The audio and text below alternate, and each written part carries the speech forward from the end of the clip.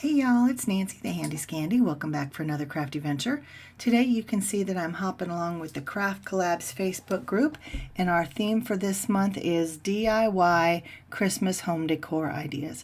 So I chose a tree garland, and we will see where this takes us in the end, and I'll get back to more information on the hop, but for now let's go ahead and just jump right into the project.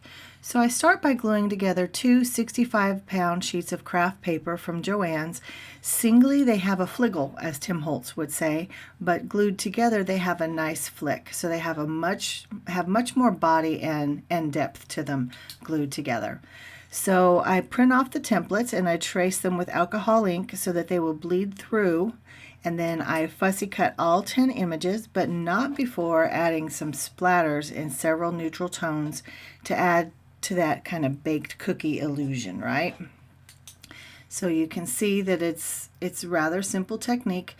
This is one time where you want your coloring to bleed through. So you can see it doesn't add the full image per se. It's kind of choppy, but it's enough so that I can see what I'm doing and I know where to cut out.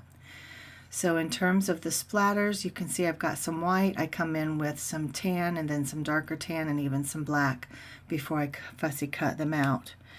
So let me tell you a little bit more about the hop. Again, we are the Facebook group called Kraft Collabs. I will try to remember to link us downstairs if you would like to join and participate in any of our monthly hops. It's so much fun. And yeah, it's an honor to be part of this group. I really love it. It's so close to my heart.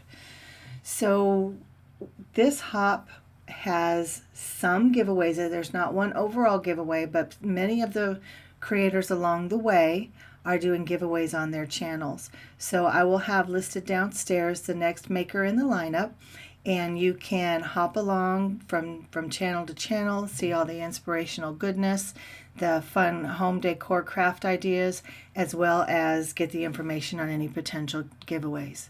So back to the project, you can see that I kind of auditioned all of my players again. Then I go into the ink blending, because this ink blending on the cookie edges with the vintage photo, it kind of adds to that overall baked cookie illusion. Like I was saying, it gives them the brown edges, it looks like that caramelization, and again, baked cookie goodness, right? I mean, that's what they are. They're gingerbread cookies. And the more details that I add, the more elements that I add, the less those splatters look like splatters. They start to become just a part of the cookie, which is my intention. So here you can see on the left is just cookie dough and on the right is the baked cookies. So here again, another comparison. Cookie dough on the left, baked on the right. It's so much different. And then here's where I decide I need a little more of the caramelized splatter. So I just squish out my vintage photo, add some water, and then sprinkle that on to add some more splatters. Just layers and layers of splatter. And that, to me, took all the splatters home, if that makes any sense. I think they look much more authentic now, but yeah. So after that, after those extra sprinkles, then it's time to decorate, right? So I'm adding Nuvo crystal drops to kind of elicit the idea of clothes, right? So I used the crystal drops in black and white, and then I also used a variety of hearts from Honeybee. Some are clay and some are acrylic. And I also used some felt and some ribbon from my stash for their headgear.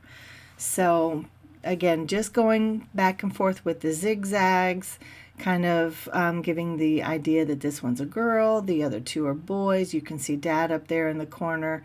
And then I did Mama. I did her whole dress with that white Nuvo crystal drop. And yeah, they're just a lot of fun, I think, but I can't stop decorating. I just can't stop. So I give them clothes, as you can see. Then I come back and I add some details. I even give some of them accessories. And in the end, I want you guys downstairs to tell me what Dad's outfit looks like to you. I'm just going to leave it there. Y'all let me know what you think his outfit looks like when he's done. So, okay, so here is where I'm adding some of those different elements, the hearts, and yeah, just trying to bring in some of that red because I want it to be the craft, the black, white, and the red. And to this point, I hadn't added any red, so I thought that using those clay hearts was a perfect opportunity. You can see my one little boy on the left just has some shorts, and then this one has shorts with suspenders. I wanted to give them both suspenders, but I also wanted them to have some differences in their apparel, not just their personalities. So I do go back after a while, after everything is dry, because you got to let it dry in between the layers, or you're just going to get smears and smudges, and they're going to blend together and stay differentiated. So I go back and I kind of clean up those details. You can see I'm doing it here, just adding some more white, and it helps that to pop out so it looks like a detail and not an accident. You can see on the boy on the right, that middle white zigzaggy stripe just kind of looks like a mess. But here I'm back to Daddy. I'm adding a scarf to him, and I think that's adorable. And then to add some interest, some detail, and some character to his scarf, I come in with some more of those red clay hearts, and I just drop them at random. Just drop them at random. And then I even come in the end and add some little teeny tiny polka dots with the black Nuvo crystal drops. Just adds that color and that interest and character again to his scarf. And adding a little more detail to his shirt cuff and his pants cuff. And this is where I want you guys to think about what his outfit might look like and let me know downstairs. I started to say it, but I decided no, I'm not going to. I want you guys to tell me. So yeah, so clothes and details and accessories, and it's just really bringing these little gingerbread cuties to life. And here, adding the googly eyes, I think, takes them over the top. I mean, look at Mama and the babies. Look at her. And then I had to give them some rosy cheeks, right? You have to have rosy cheeks on your gingerbread, people. So I use a little bit of Kitsch Flamingo and a teeny tiny little blending brush. And yeah, each little element, each little layer just brings these guys closer and closer to life. And I just can't stand it. They're so stinking cute. So cute. So here I am kind of practicing with the lineup again, and then I create those little hearts. I did not show it, but I created those little hearts just with some dies from my, or a die from my stash, as well as some scrap pattern paper, and I use those hearts to be the connector. And you know, you can skip that part if you don't want them. You can just adhere their hands together. But I like the idea of a heart, and it adds length, which in some cases I feel like when we get to the end and we're looking at all of my options in terms of display, I added a little bit too much length for the tree, but we'll get there. But again, you can skip that, and you can adhere these together in a variety of different ways. You can, of course, make them bigger, smaller, whatever your needs might be. You can even use different images, right? You could use Christmas trees. You could use deer. You could use candles. You could use the Christmas star, snowflakes, snowmen, whatever you wanted to do. I mean, you can use stamped and die-cut images so that you don't have to fussy cut and all of that. Lots of ways you can make this your own, guys. So don't think, oh, yeah, that's too much. You can add as much or as little detail. Make it your own. So here I have them all adhered together, tied together, and this is my lineup. They're kind of going on a parade for you. I go from Mama to boy to girl to boy to Daddy, and you can see I've added hats to their heads and bows to Mama and the little girl. And that's where the ribbon and the felt come from my stash.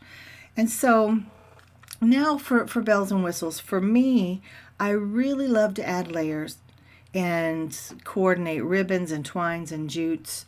I love to do that because I feel like it adds just a little bit of whimsy. It adds some character to your project, and it's a great opportunity to kind of balance out your color story if you need to, just to add that little bit extra interest if you need to, and if you like it. For some people, this is over the top. It's just too much. For me, it is a little over the top. I admit that, but I'm a more is more girl. I've said that before. I am extra and basic at the same time. I own it. So it is what it is. But I think it's adorable. Absolutely adorable. And here's where I come in with some more of those white Nuvo crystal drops and just add one more layer to the white. and just kind of clean that up a little bit, all those edges and details. Not all of them, I say all of them, but like Mama's dress, it just becomes like a caramelized ecru, you know, just because the white crystal drop is sucking in some of that, wicking in some of that color from the drops. But I don't hate it. I think they've come out adorable. So we've got Daddy, boy number 1, little girl. Look at those eyes. Oh my goodness. Boy number 2, they're stinking adorable.